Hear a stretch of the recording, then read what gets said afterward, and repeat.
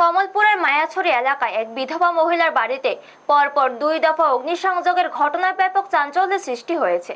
দুষ্কৃতীদের এই হামলায় বাড়ির অধিকাংশ আসবাবপত্র ও মূল্যবান সামগ্রী পুড়ে ছাই হয়ে গেছে।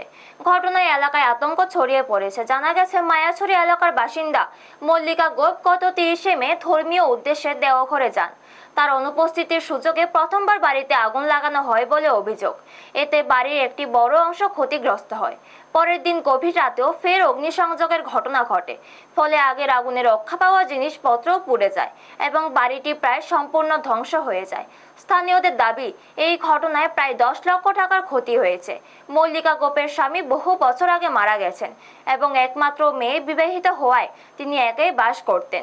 ঘটনার পর কমলপুর থানায় লিখিত অভিযোগ দায়ের করা হয়েছে। পুলিশ তদন্ত শুরু করেছে। পরপর 2 দিনের এই অগ্নিসংযোগের ঘটনায় এলাকার নিরাপত্তা নিয়ে উদ্বেগ দেখা দিয়েছে। দ্রুত দোষীদের গ্রেফতার ও কঠোর শাস্তির দাবি জানিয়েছেন স্থানীয় বাসিন্দারা।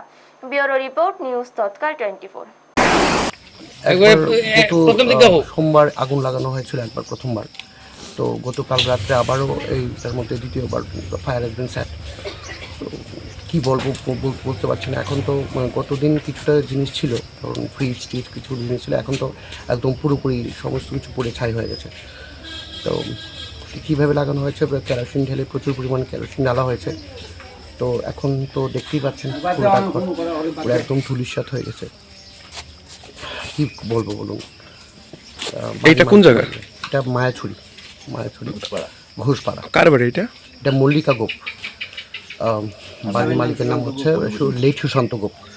ওনার স্বামী মারা গেছেন। মল্লিকা গোপের বাড়ি। তো মল্লিকা গোপ ঘরে নেই, উনি দেওঘরে গেছেন।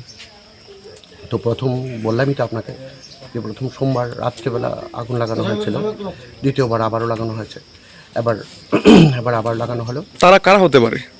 কারা হতে পারে কী বলবো বলুন। আমার মনে হচ্ছে যে প্রথমবার যখন আগুনটা লাগানো হয়েছিল তখন আপনার কিছু মার্ক ছিল, আপনার কিছু প্যাচ মার্ক ছিল, আপনার থিনারের দাগ ছিল, এগুলোকে মানে লোপাট করার জন্য সম্ভবত আবারও লাগানো হয়েছে।